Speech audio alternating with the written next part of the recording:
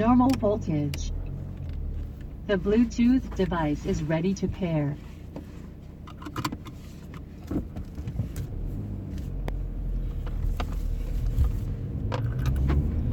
Salut chers combattants, n'est-ce pas, nous revenons sur ces actes de torture, sur ces crimes qui ont été commis par des individus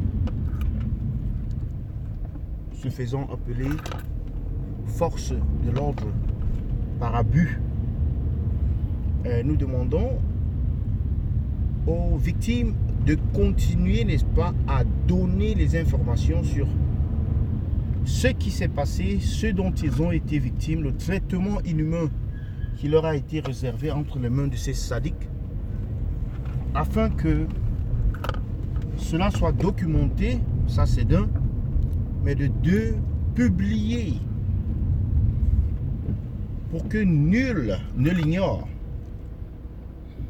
Alors, depuis hier, nous constatons qu'il y a quand même une fleurie d'actions au niveau de la Sardinavie. Mais vous savez, en Sardinavie, au lieu de questionner le pourquoi et le comment,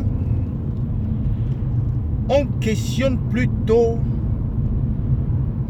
ou alors on est intéressé à savoir, au lieu de questionner la cause ou les auteurs, on veut savoir le pourquoi et le comment cela a été su. Donc pour eux, les actes de torture font partie, n'est-ce pas, ont remplacé la bonne gouvernance et le développement. La torture est devenue comment je peux dire, le meilleur sport ou alors la meilleure discipline en Sardinavie. Au point où toute autre chose relative à la gouvernance, toute chose normale relative à la gouvernance est jetée dans la poubelle. Au Cameroun aujourd'hui, on ne parle plus de la canne. On ne parle plus des problèmes d'eau. Yaoundé coupé, n'est-ce pas, du reste du monde, pratiquement sans électricité. La capitale d'un pays. La capitale de la Sardinavie. Donc nous demandons à toutes les victimes de bien vouloir se signaler dans l'anonymat, bien sûr. Parce qu'il est ici question de ne pas dévoiler les identités. En dehors, par exemple, de Nana Branco et tous les autres qui sont dans un état piteux. Mamadou Mota. Mais tous les autres combattants doivent être gardés dans l'anonymat. Leurs récits doivent être dévoilés, mais leur nom, leur numéro de téléphone, leurs adresses et bien entendu les adresses de leur famille doivent également être protégées. Maintenant, en ce qui concerne les tortionnaires, je n'ai toujours pas compris pourquoi est-ce qu'on doit protéger leurs enfants. Je n'ai toujours pas compris pourquoi est-ce qu'on doit protéger leurs époux, leurs femmes, leurs papas, leurs mamans. Pourquoi devons-nous faire preuve de morale ou de moralité? Pourquoi devons-nous épargner à ceux-là une douleur quelconque ou des retombées néfastes sur leurs enfants, sur leur progéniture? Pourquoi devons-nous le faire? Mais c'est justement cela qui fait partie de la terreur.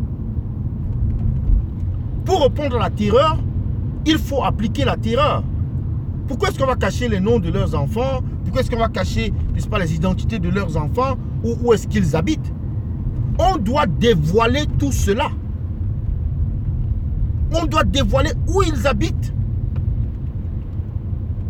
On doit donner, si possible, le nom de leurs enfants également. Parce qu'il y a parmi eux qui n'ont aucun regard vis-à-vis des enfants des autres. Lorsqu'ils torturent un homme ou une femme à mort, pense-t-il aux enfants ou à la progéniture de ces derniers? Pourquoi devons-nous respecter une norme quelconque dans ce combat? Un combat qui décidément est asymétrique, où les gens ont le monopole de la violence et de la barbarie. Et nous, on veut appliquer le minimum. Je ne sais pas, le minimum, le strict minimum de la barbarie. En quoi est-ce que cela va changer les choses? Non, je suis de l'avis qu'il faut publier, n'est-ce pas, toutes les informations relatives à ces tortionnaires, à ces criminels, à ces satans. Je suis de cela. Que ce soit leurs enfants, que ce soit leurs femmes, que ce soit leurs parents, cela leur servira de leçon, du moins à court terme. Cela leur servira de leçon. Jusqu'aujourd'hui, monsieur René Emmanuel Sadiq n'a pas fait de communication sur les actes de torture qui ont été révélés. Et ce n'est pas aujourd'hui qu'ils ont été révélés. Depuis les arrestations, même du 28 janvier, il y a eu des récits de torture. Les arrestations du 1er juin, il y a eu, c'était le 1er juin ou c'était le 1er juillet? Je pense que c'était le 1er juin. Il y a eu également des... je ne sais pas si... Oui, c'était le 1er. Le 1er et le 8. Il y a eu également des actes de torture qui ont été documentés. Certains qui ont été torturés et puis relâchés. Donc ceux-là sont sortis avec des séquelles qui ont fait la une, n'est-ce pas, des médias. Aujourd'hui, M. Atangandji qui sort et menace les journaux. Oui, il faudrait bien que M. Atangandji menace également Facebook, YouTube et Twitter, pour que ces menaces aient un effet. Parce que depuis hier, ils sont dans la panique totale. Pas hier seulement, mais depuis quelques jours. Ils sont dans la panique totale. Et pour cause, les informations divulguées concernant ces tortionnaires du CED. CED, Sémil, quoi d'autre?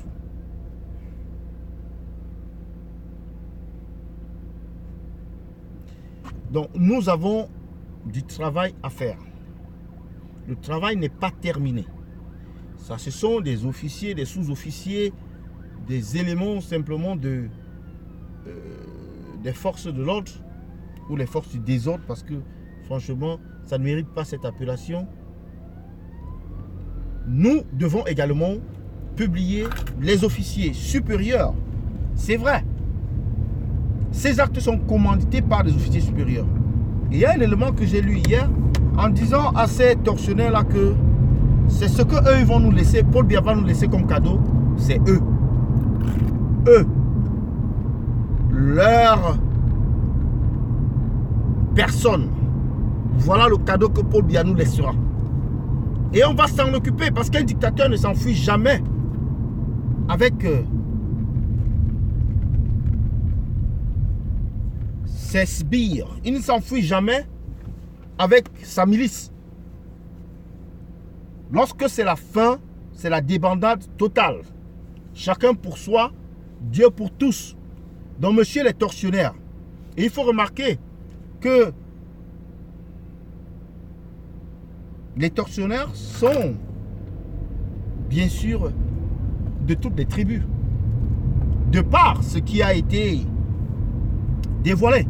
Même si majoritairement ils sont d'une tribu particulière. Mais on y retrouve toutes les tribus. Il y a des bananes comme moi.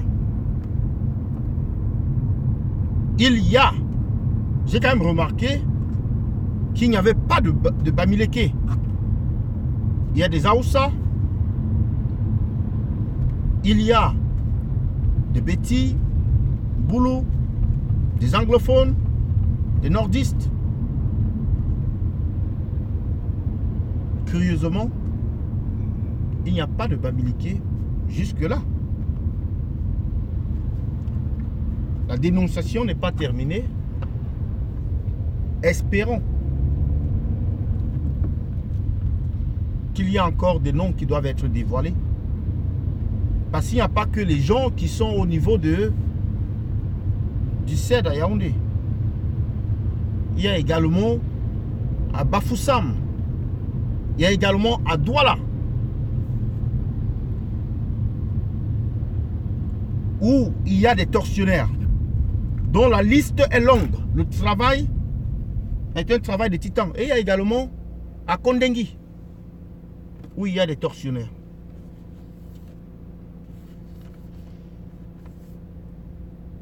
Pour moi, il s'agit ici aujourd'hui de dire qu'on ne doit avoir aucune réserve quant à l'exposition ou alors à la dénonciation de ces actes de torture, ces actes criminels. Les enfants, les femmes, les parents doivent tous être publiés. Publiés parce qu'ils le méritent. Qu'est-ce que... Quelle est l'excuse pour qu'on ne puisse pas le faire? Quelle est la morale derrière le refus de le faire? Je ne trouve pas. Il n'y a aucune morale. Donc nous devons les publier sans réserve. Le combat continue. Et j'en profite là pour adresser un message à nos combattants de la Basse-Allemagne qu'il est temps de faire bouger les choses de ce côté-là. Et ici, je prends le cas de Wilfried Siewe, qui est en prison, là-bas, qui est dans le couloir de la mort. C'est quelqu'un qui vit en Occident, dans la diaspora, et qui rentre au Cameroun pour chuter à Kondengui. C'est une mort pratiquement certaine. Parce que même le simple palu peut l'emmener. Oui, même le simple palu le tue facilement. Donc il est temps de mettre toutes les batteries en marche, de contacter le gouvernement, les autorités, n'est-ce pas, les élus allemands, pour qu'ils mettent la pression sur ce gouvernement sadique, sur ce satrape-là, afin que ce jeune Camerounais soit libéré de leur geôle, macabre. Nous pouvons obtenir sa libération et nous pouvons même utiliser cette libération-là pour, n'est-ce pas, faire savoir, pour conscientiser, pour toucher les autorités allemandes par rapport à ce qui se passe là-bas. Il est d'une valeur, vous ne pouvez pas savoir, une valeur incalculable. Ghana a donné des témoignages aux élus américains. Et c'est pareil pour ce Wilfried Siewe, qui donnera, n'est-ce pas, des informations de première main aux autorités allemandes. Et c'est de ça qu'on a besoin. You want to get out? What's the key? Did I leave it at the door or what? Put it there. Hmm? Put it there. Is he not there at the back? I put it in there. Oh God, I just opened the door before.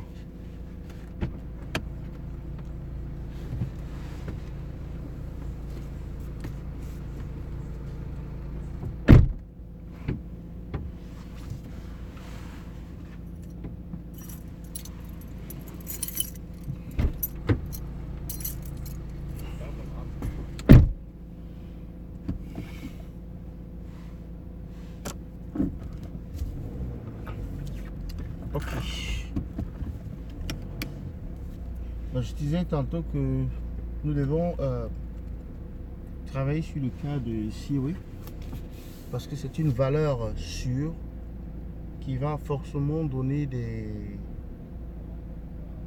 informations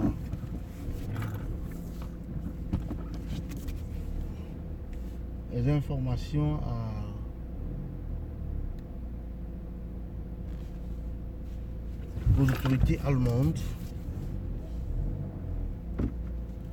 sur ce qui se passe en Scandinavie.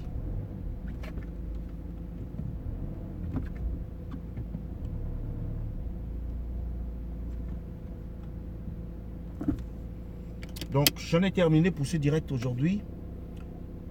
Passez le message. Kanto Forever, salut, salut. Béatrice Happy, salut. Bruce Jaja, salut. Dénès Kemfak, salut. Pascal Falana, salut. Naomi Endale, salut. Joseph Djega, salut. Thierry Petit, salut. Et puis Etaya, salut. Bonne journée à vous. C'était le ballet de Iggy. J'en ai terminé pour ce direct, n'est-ce pas, sur la publication des informations relatives aux tortionnaires du CED.